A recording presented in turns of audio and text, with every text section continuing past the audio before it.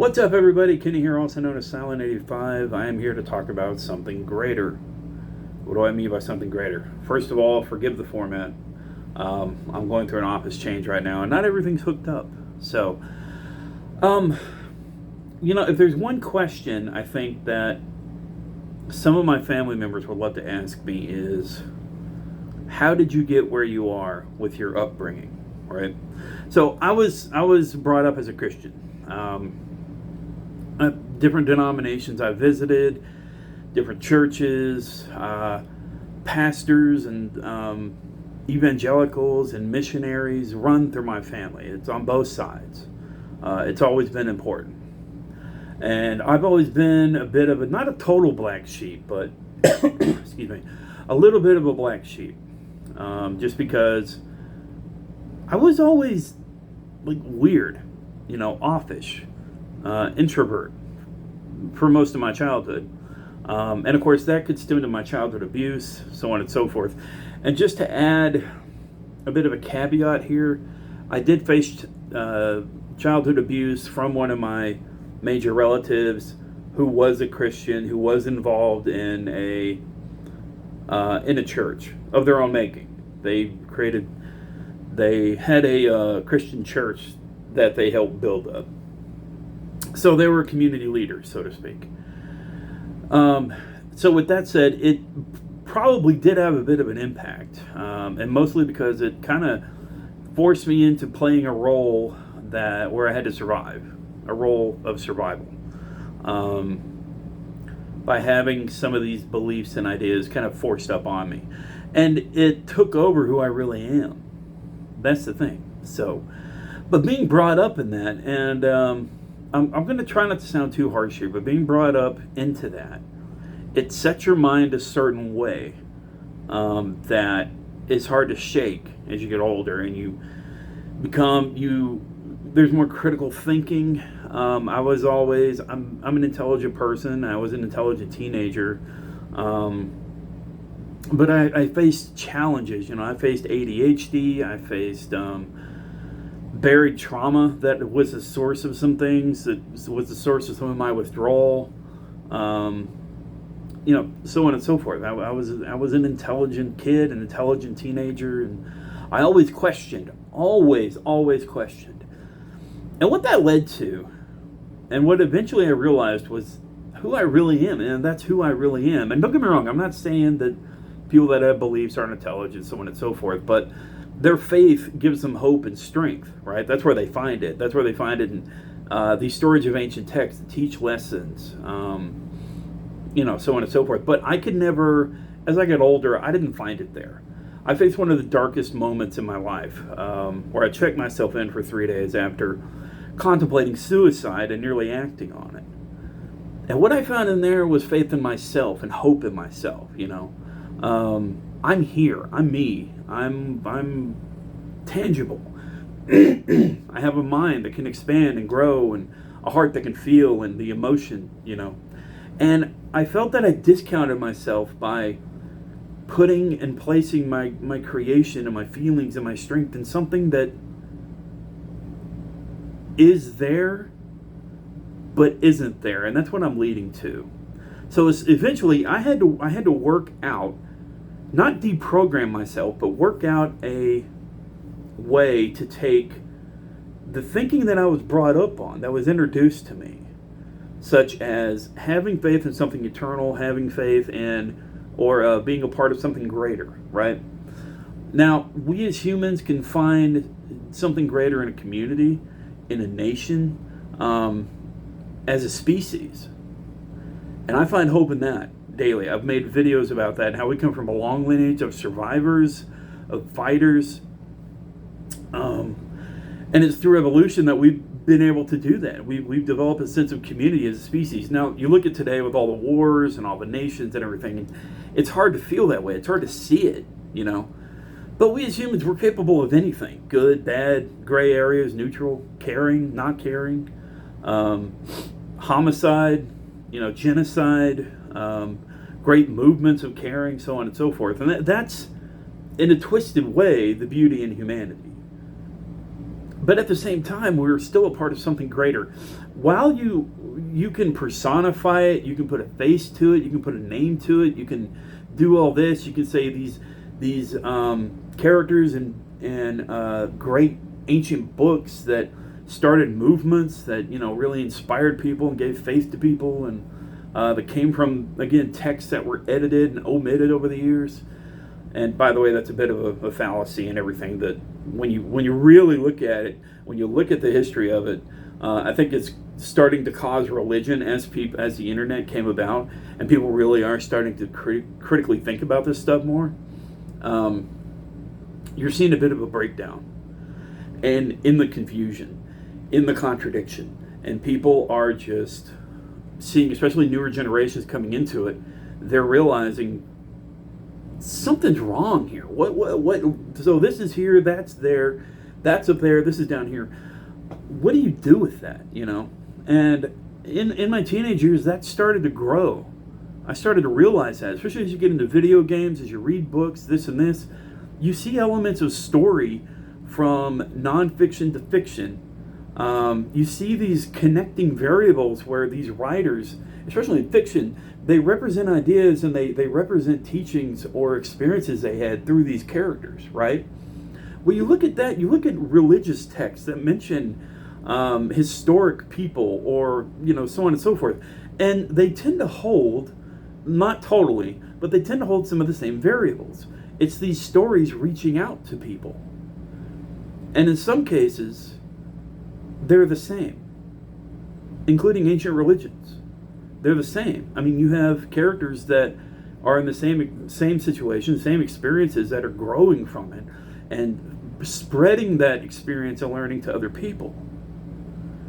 In some cases, unfortunately, it's a bit dark, and it's taken to an extreme to where it allows people to hurt other people, and it acts as a scapegoat, just saying, well, it wasn't me, it was this unseen deity that has caused me to hurt these people, because that's how I was told, that's how I was taught. I need to judge these people. They're not a part of my community. They shouldn't be. Best example is in the Old Testament, people being stoned, and not in the New Age sense, not the stoned, literally stoned with rocks. And again, the Bible in the New Testament, there's examples of it, but at the same time it contradicts itself, because the teachings of Jesus, so to speak, teach to love and accept your neighbor. And that's a good lesson. That's a great lesson, but it can also be taught without having to go to again, ancient texts and ancient books to teach that. A lot of people would argue that religion is the basis for that because it's been around for so long, and it was the only way for humanities to learn, right? When you look at our history of evolution, when you follow that, you'll see communities growing. When people couldn't talk, when people couldn't communicate, all they were doing was grunting, or taking care of each other by the fire once fire was invented. Ancient caveman building these communities, these groups, and given in a lot of cases by their own breeding, but these outsiders coming together. But on the opposite hand, you also had these tribes and groups fighting each other for territory, for food, for water.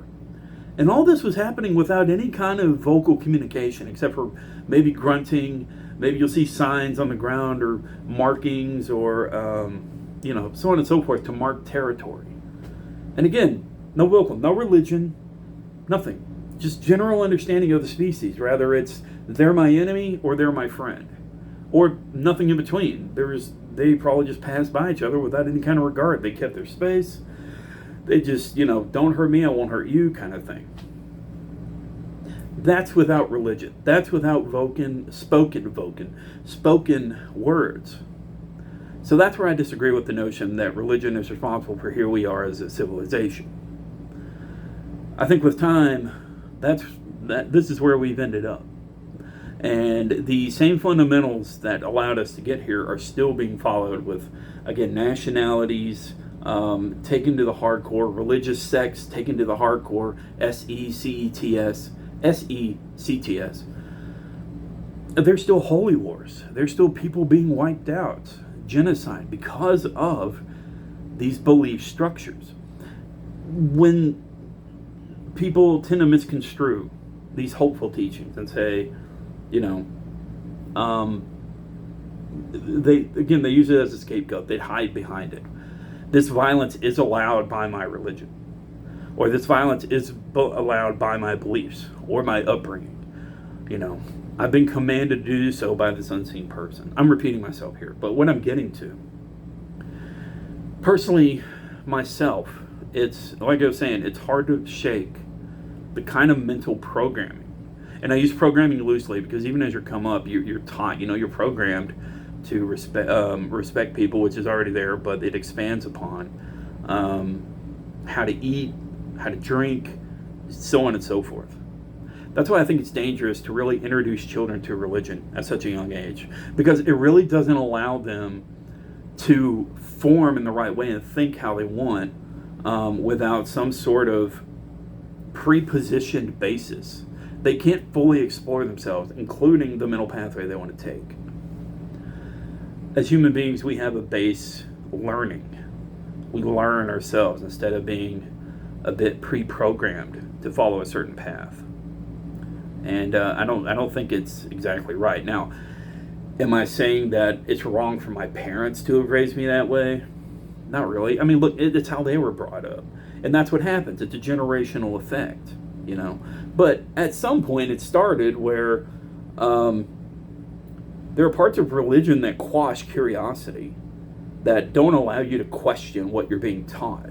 That's the dangerous part.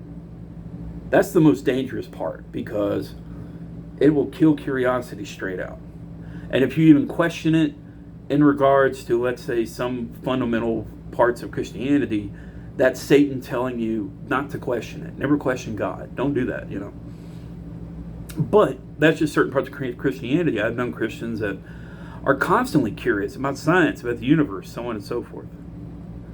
But when it comes to me, and I'm basically stating this for the record here on the channel, is that we're a part of something greater, but it's the universe, it's the planet, it's the human species, it's a family, it's communities, it's nothing following a deity of any sort, of any kind.